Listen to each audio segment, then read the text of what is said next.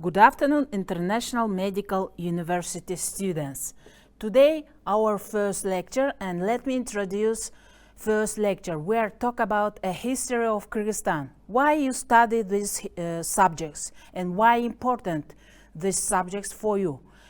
Because first, you are international students and come to Kyrgyzstan. Welcome to Kyrgyzstan. And international law, as you know, you should be learn first course. This is include language, of course. In Kyrgyzstan, where you should be learn Kyrgyz language, Russian language, and then you should be learn a history of Kyrgyzstan. Because it's no matter, you go to the China, you should be learn Chinese language, you go to the Poland, you should be learn Polish language, and this law is also work in Kyrgyzstan. And when you come to Kyrgyz Republic, you should be know about history of Kyrgyzstan, culture of Kyrgyzstan, Kyrgyz language, and other aspect of our life. Okay, let me start.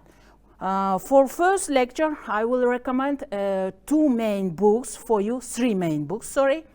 The first book I will recommend Özkan Osmanov and Cholpon Turdalieva, History of Kyrgyzstan from Stone Age to the Present, school and university textbook. This is too much important because in Kyrgyzstan we have not a lot of book which translate into English language. That's why I will recommend this book, Özkan Osmanov and Cholpon Turdalieva, History of Kyrgyzstan. Please try remember. And second book, it will be Cholpon Chotayeva, History of Kyrgyzstan, is lecture book. This is also important because only these two books you can find and learn by heart, because in future you have government exam about history of Kyrgyzstan. Well, these two books, please try remember. Okay, let's start. Chances are you have had to take at least one history class before, and your thought at the end might have gone something like this: it's boring. When am I ever going to need to know when the Battle of Russian Empire and Kyrgyz happened? In 1916, by the way. The history we are taught in our classroom can feel like an endless barrage of names and dates, battles and wars, historical figures and political leaders. Who cares? What you are learning isn't history? Sure, those things happen and yet they are important, but history is so much more than just an event and a date, and maybe a war here and there. History shows us why things happen and how things happen, how we go from knights and castles to tanks and bunkers, how empires are built and how they are torn down, how states are founded and how they fall. History is a story. History is the story of conquest and conquerors, or empires and emperors, or exploration and adventure, of love and betrayal, of trust and deception. History feels our human needs for less about ourselves and about the things that we have done. History is every bit as fantastic and as exciting as a novel. You need look no further than the Kurmanjan, Baitik, or the Kakant Kaganat to see that history is a thrilling tale. Why does that make history then? History is, in short, the study of change, and this makes it one of the most useful of disciplines. The world is driven by change, which is continuously shaping our lives in ways that we don't even realize. Change affects us from the highest levels of governments and countries down to the most trivial details. Studying history is the key to understanding how these forces shape our lives today. The past is the key to the present. History provides context for everything that we see around us today, and the key to understanding the world we find ourselves in now is to look at how it came to be. Here are 10 reasons why history is crucial to our education. Let's start. First, history helps us understand other cultures. Why are other cultures different from ours? Why is it that some cultures are antagonistic with each other, while others coexist in harmony? Why are there different customs, different traditions, and different religions from culture to culture? The answer to all of these questions lies in history. Without history, it is impossible to understand how cultures come to be. As the study of change, history identifies the driving force behind cultures. A culture's history is integral to the shared identities of its members, and you can't see the full pictures of culture without understanding the history behind it.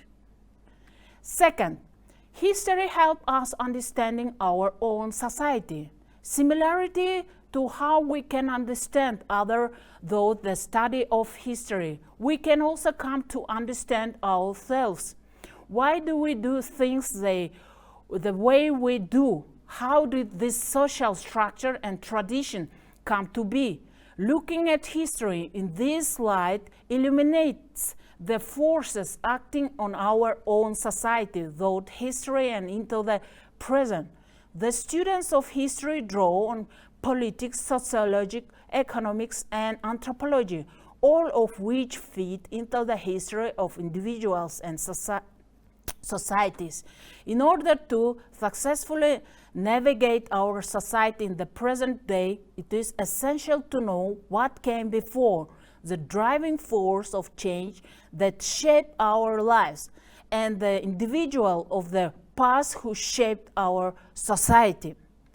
Number 3, history helps us understand our own identities. History isn't just a collection of famous names and events woven into a story that takes place in the past. History is the story of the past and of everybody in it.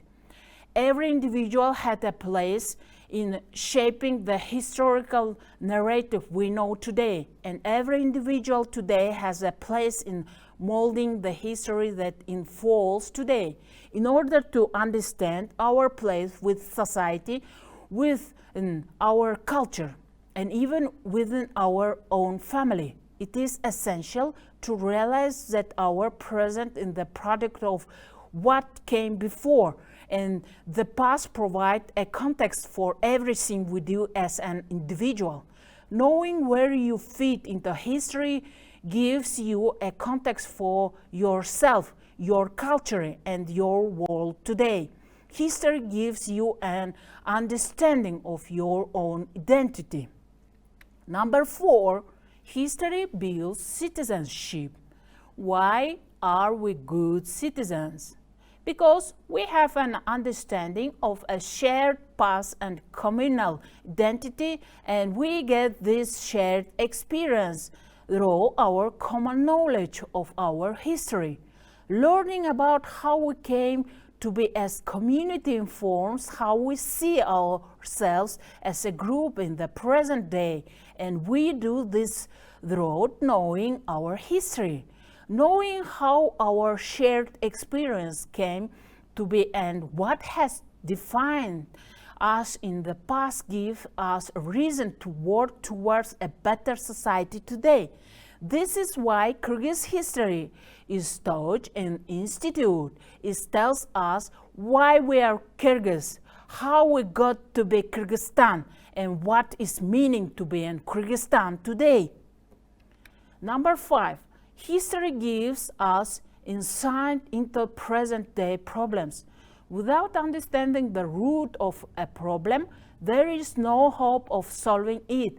This is what history does. It identifies the driving force of society, of governmental, of individual, of change, and it traces this future of the past to contemporary futures of the world. We can confront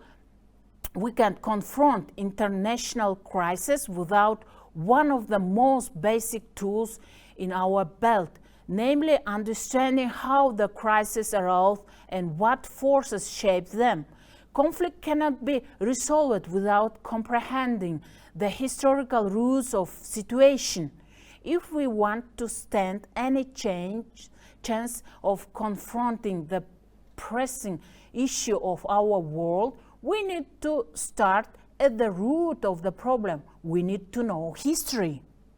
Number 6, history builds reading and writing skills.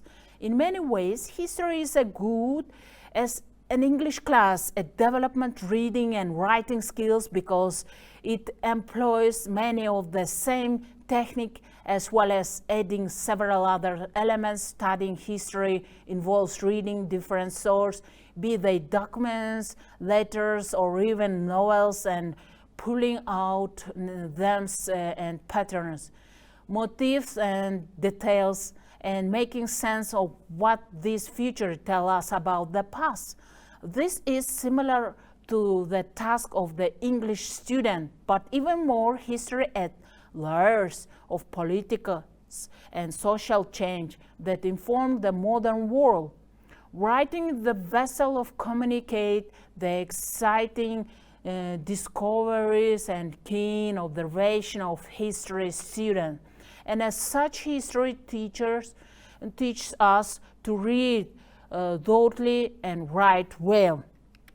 Number 7, history builds interpretation and analyze skills. History is based on the records left behind in past decades and centuries, though the study of history is inherently an act of analysis and interpretation. Similarly to how one reads classic literature in order to understand something about the author and society from which it originates, one looks at historical documents and letters and indeed novels and art to understand the time period that creates them. This gives the history students several skills that carry over into every walk of life and are among the most useful tools to carry into the world. We learn how to compare conflicts, interpretations, and identify biases. We learn how to see an issue from multiple perspectives. We learn how to access evidence and determine its value. A good understanding of history will leave any student with this indispensable inventory of skills that can carry anybody far in life. Number 8, history helps us understand change. History is the study of change. The world around us is in a constant state of change, and understanding the role of change in society plays a pivotal role in being able to interpret the world that we see now. Without understanding why things used to be different and how they interacted to shape one another, it is impossible to get a complete picture of the here and now. History will give us firm grasp on why things change, the mechanism that drive change, the significance of some future of change to others, and the different magnitudes of change. Conversely, by giving us an understanding of change, history also helps us comprehend stability and the continuous that exists from past to present and from society to society. In short, history is a tool to understand the world. Number 9, history allows us to learn from the past. Those who don't know history are doomed to repeat it. This oft-quoted saying tells a great truth. History has patterns. One of the continuous in history is the mistakes that are made century after century as people live in pursuit of the same self-interested motives. Wars are fought for the same reasons. Regimes topple through the same shortcomings. Riots and revolts accompany the same abuses. Men and women take stands against the same oppression time and time again. This is why history is essential to the repertoire of the politician and their rules, because understanding the failure of the past puts us one step closer to addressing the shortcoming of the present. And last one line, history is the greatest of stories. History has so many practical uses that it's easy to forget that history is also a story, a thrilling adventure that takes place across the world and throughout the age. This story encompasses the great empires of China, Rome, Britain, the conquest of Alexander the Great, the Napoleon, the exploration of Marco Polo, and the defeat of the Spanish Armada. It's a story of romance in the royal courts of Europe, of honor in the Japanese samurai, and of spacecraft in the American Revolution. There is the devastation and tragedy of two world wars, the rise and fall dictators and oppressors, and the fight for rights and liberties in the world of abuses. History is the tale that spans the entire human experience, and it is a tale in which we all have a part to play. Okay, why should you study history? To study history is to study change. Historians are experts in examining and interpreting human identities and transformation of society and civilization over time. They use a range of methods and analytical tools to answer questions about the past and reconstruct the diversity of past human experience, how profoundly people have different in their ideas, institution, and cultural practice, how widely their experiences have varied by time and place, and the way they have struggled while inhabiting a shared world. Historians use a wide range of sources to weave individual lives and collective action into a narrative that bring critical perspectives on both our past and our present. Studying history helps us understand and grapple with complex questions and dilemmas by examining how the past has shaped and continue to shape global, national, and local relationship between society and people. History is the story of change over time. It is also demonstrated that human nature has remained fairly constant. For some people, history is just that something to be learned in classroom, a collection of names and stories in thick textbook. History demonstrates that circumstance and technologies change, but humans still want the same things that they wanted in previous civilization: wealth, security, happiness, power, spiritual and social fulfillment, etc. The past teach us about the present because history gives us the tools to analyze and explain problems in the past. It positions us to see patterns that might otherwise be invisible in the present, thus providing a crucial perspectives for understanding and solving current and future problems. For example, a course on the history of public health might emphasize how environmental pollution disproportionately affects less affluent communities, a major factor in the Flint water crisis. Understanding immigration patterns may provide crucial background for addressing ongoing racial or cultural tensions. In many ways, history interprets the events and causes that contributed to our current world. History builds empathy through studying the lives and struggle of others.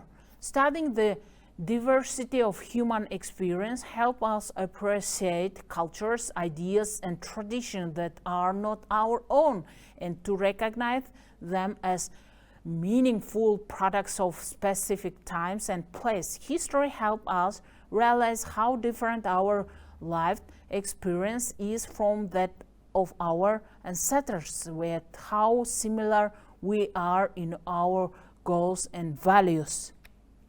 Doing history is like completing a puzzle or solving a mystery.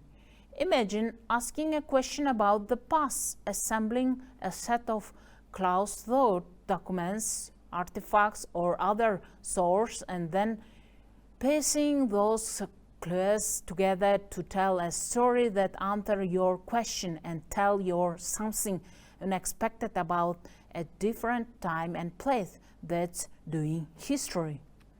Everything has a history. Everything we do, everything we use, everything else we study is the product of complex set of causes, ideas, and practice. Even the material we learn in other courses has important historical elements, whether because our understanding of a topic changes over time or because the discipline takes a historical perspective. There is nothing that cannot become grease for the historian's meals. Why is history? For many centuries, historians, scientists, and travelers have wondered, what is history? How do events turn into historical facts? Who makes history, and after the fact, how can it be proven? From ancient times and on, many figures have offered their own answer to such question. The word history comes from Greek history, meaning inquiry and knowledge acquired by investigation. This term was first coined by Herodotus, the father of history, and his great contemporary Thucydides in the 5th century before Christian era. In Europe, during the Middle Age, history was understood and defined primarily from the religious perspectives.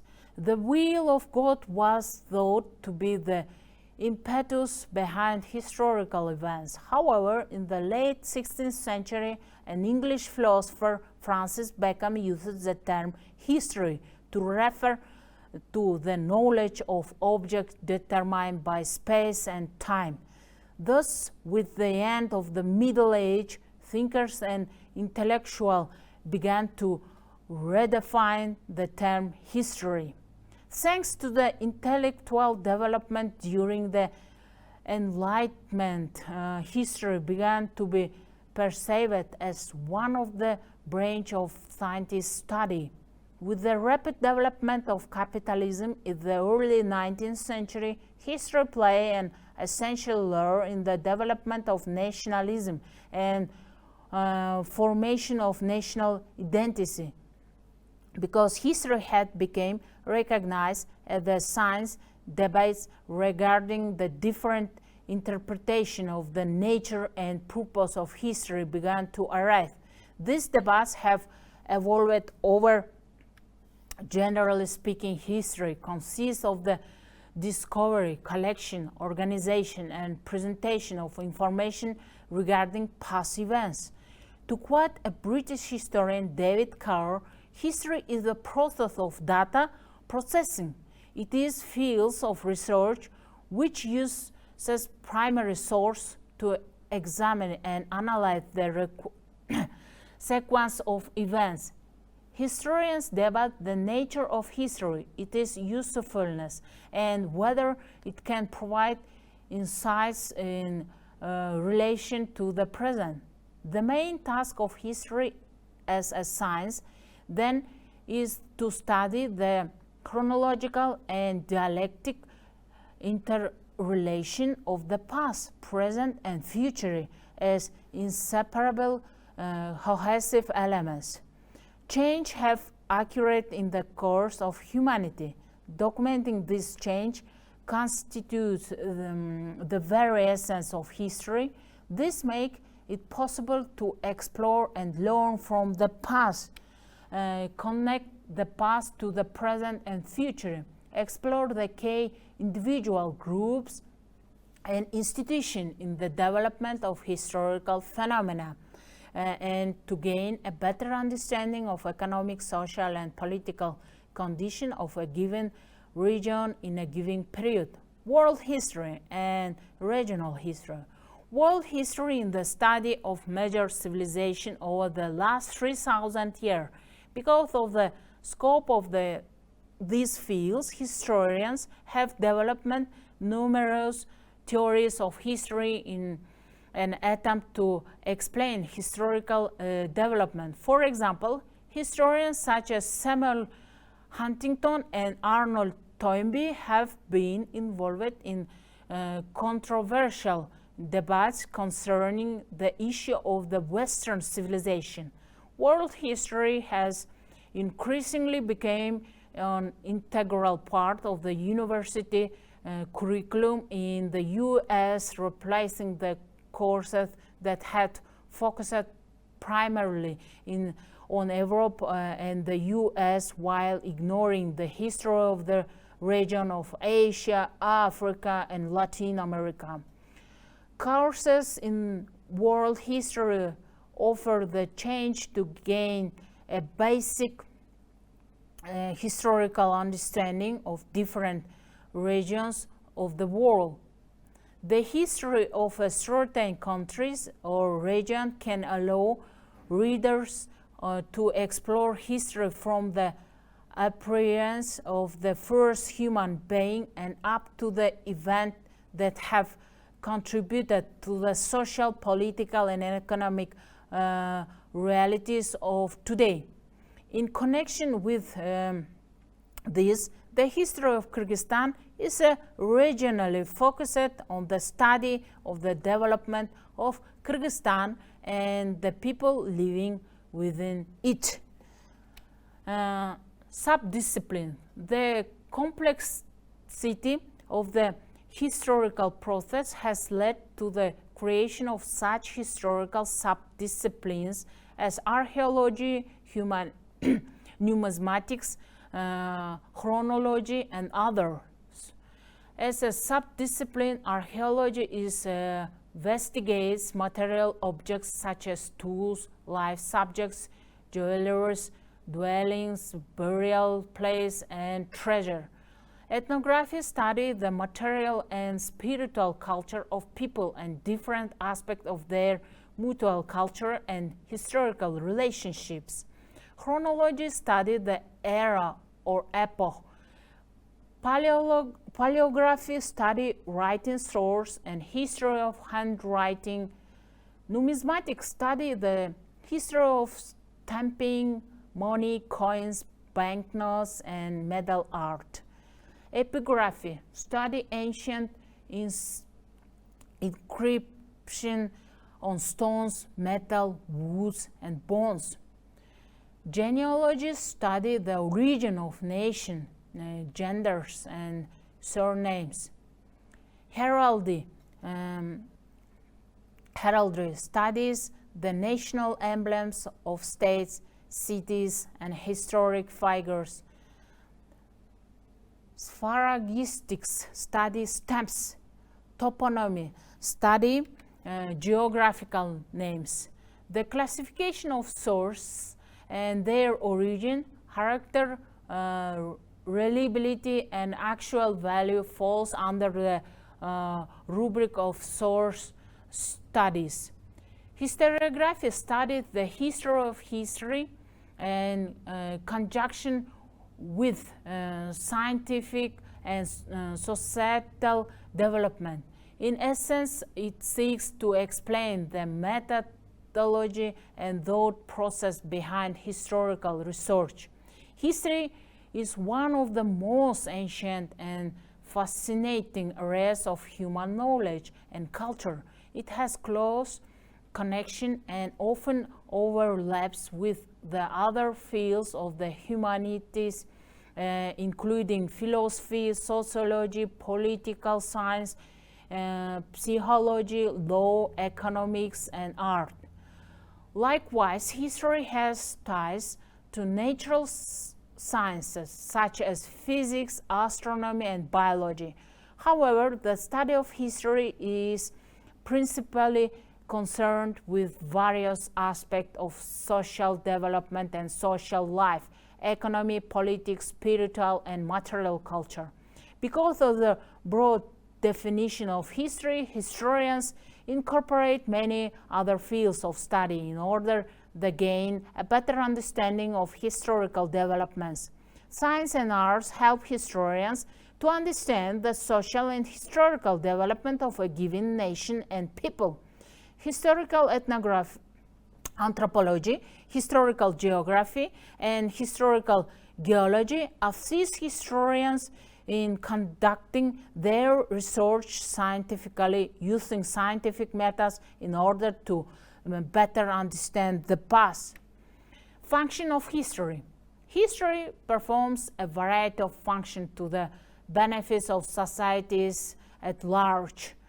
One such example is the educational function. For learning and becoming interested in the history of a nation can lead to the active formation of civil consciousness and development of feelings of patriotism, internationalism, and social responsibility. By filling the educational gap, the study of history helps groups and individuals to define the role of a nation in the world.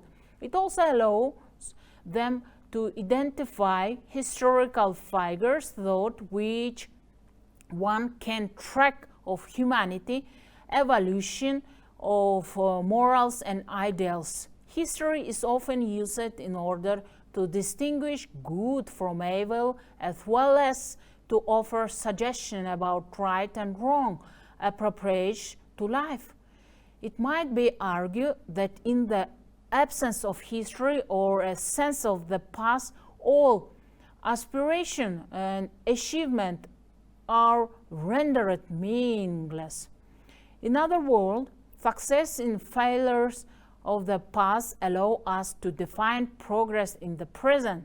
Additionally, history serves as a key political and practical function for modern states. Politicians and states use historical facts in order to shape the key political agendas, state priorities, and governmental decisions. By defining the past, states can pose their current initiative as either a break or vice versa, a bond with the past. History serves the additional function of broadening the outlook of individuals who engage in its study. The objective investigation of historical documents is important for developing a social understanding of the past. However, this often involves attaching historical value to facts, which is not an easy task for any historian. In this role, the historian must carefully select, analyze, generalize, arrange, and interpret the data. Only by the practice of proper research aided by the collaboration of the community of academic historians can we begin to gain a clearer understanding the past. The ancient Chinese philosopher Confucius explained that the study of the past is one way to define the future. With such understanding, historians and the study of history can be defined as an investigation into the possibilities of a given society. By comparing the past with the present, societies can work together to prepare for the future. Methodology of historical science. In order to complete their works, historians rely on use of historical methodology. Historical methodology refers to the technique and guidelines which historians use when working with primary, secondary, or tertiary source. Historians use methodology to apply a clear and defined approach in their research. Thucydides, 460-400 before Christian era, is created as the first who appropriates history using a well-developed historical method in his study of the Peloponnesian War. Unlike Herodotus, Thucydides regarded history as the product of the choices and action of human beings. He rejected the idea that divine intervention played a key role in historical development, instead highlighting the force of cause and effect in his historical method. He also emphasized the importance of maintaining an important point of view. In contrast with others, he paid close attention to the use of chronology in his work. He subscribed the Greek concept of history as cyclical force. He believed that history developed in stages which repeated themselves throughout time. Much like Greece, ancient and medieval China developed tradition in the study of history, accompanied by sophisticated uses of historical methods. The groundwork for professional historiography in East Asia was established by the court historical of the Han Dynasty, Sima San, 145-90 before Christian era. The author of the Shiji, or records of the grand historian, due to the quality of his research, Sima San became known as the father of Chinese historiography. Chinese historians of subsequent dynastic period using Shiji and Sima San methods as the basis for working with historical texts and bibliographical literature. A rich tradition of historical study can also be found in the Arab world. Muhammad ibn Khaldun, born 1377, an Arab historian and proto-sociologist, wrote about the 7 common mistakes that he believed historians typically made. Ibn Khaldun claimed that the cultural difference of another age must govern the evaluation of relevant historical material. He believed that it is necessary to define a set of principles when evaluating past societies and cultures. Furthermore, he stressed that one must develop experience studying history in order to become a better historian. Khaldun often criticized idle superstition and uncritical acceptance of historical data. Consequently, he introduced a scientist method to the study of history and referred to it as his new science. His historical method laid the groundwork for the observation of the state's role in communication, propaganda, and systematic base thoughts history. His contribution have garnered him the title of the father of the philosophy of history. Saint Augustine, 354-430 before Christian era. The Christian Neoplatonist and philosopher exerted a deep influence on Christian and Western thought.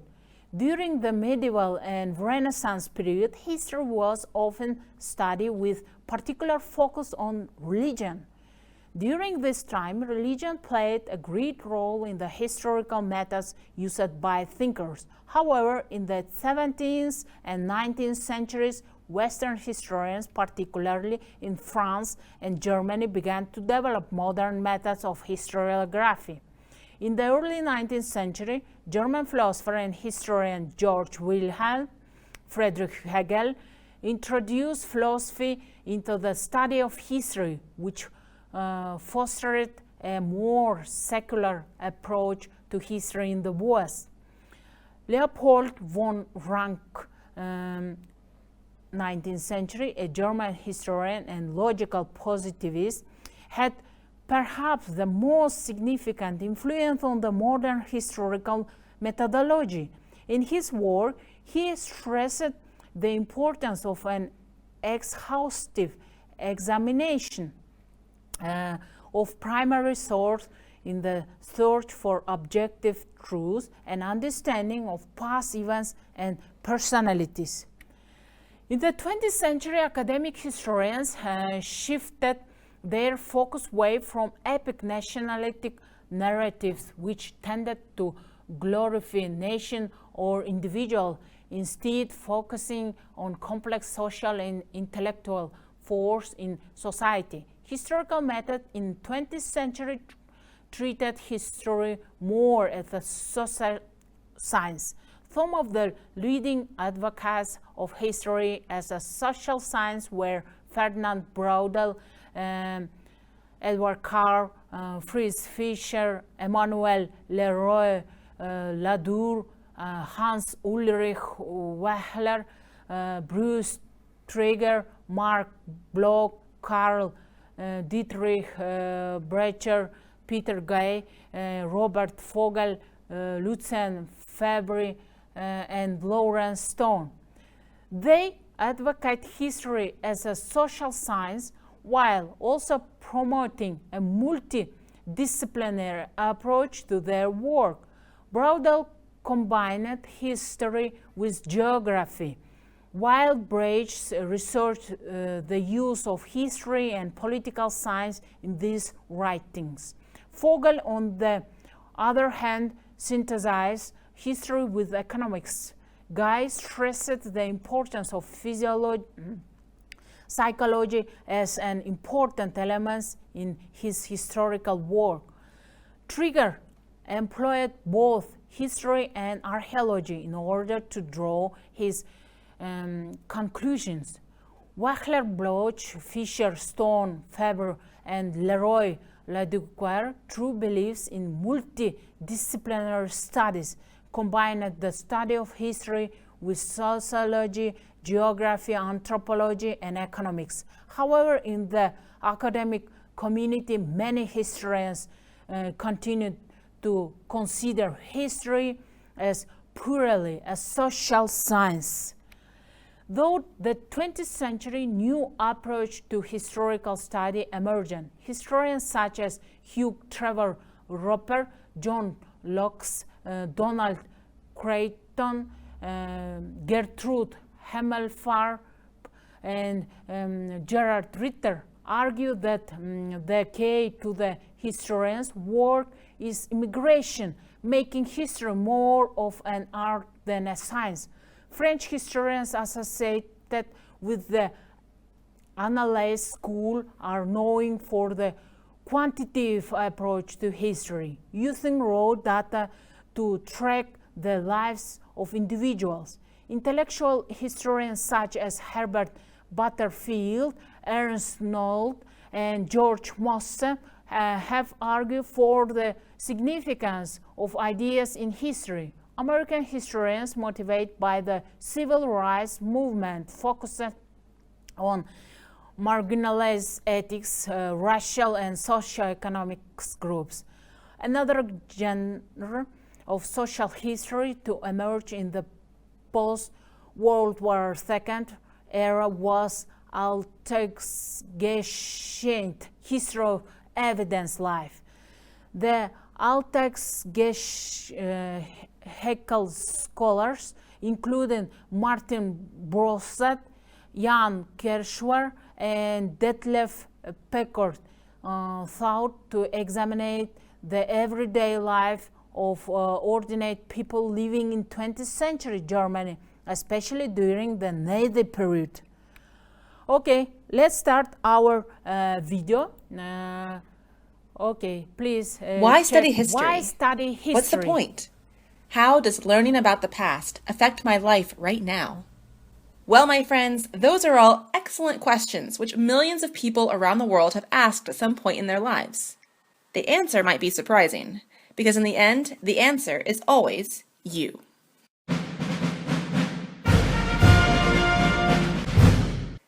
Let's start with an important distinction. The past refers to everything that's happened up until this moment. History is a record of past events. When we study the past, we examine pictures, letters, videos, legal documents, and much more, which give us glimpses into other time periods. But why study history at all, you're wondering? What does it all have to do with me? George Santayana said, "Those who do not remember the past are condemned to repeat it." It's a powerful lesson, but it's not the full story. See, humans are creatures of habit who have a tendency of making the same mistake over and over again. Think about it. How many times have you promised yourself you'd get your work done well before the deadline, yet find yourself working furiously the day before it's due? Each time you tell yourself that next time you'll do things differently, yet you never quite learn the lesson. All right, so maybe it's hard for humans to learn from their mistakes. So why study history? It can be said that we learn about history in order to understand how to become a change champion, someone who finds a way to break the pattern and create change in their community. History is full of inspirational leaders who teach us about standing up for our beliefs. But that's still not the whole story. History doesn't involve simply learning about the big mistakes or the change champions. History is filled with larger-than-life characters who take on a starring role in history books. These people use their power, good or evil, to create change, but they are nothing without the ordinary people who support them. You see, history is so much more than wars and empires and famous buildings. It's about his story and her story and their story. We study history to learn about how the deeds of ordinary people shaped the lives of other ordinary people, and how their lives were affected by other ordinary people, and so on. When we study the past, we are studying the decisions and daily lives of individual people whose actions contributed to what we call history. That's where you come in. Every action you make and every word you speak becomes part of something bigger than you can possibly imagine. We learn about history because it's his story and her story and their story and your story. So why study history? Look around. You're in the middle of creating it right now. Study the past so that the history you're writing today is something worth learning about tomorrow.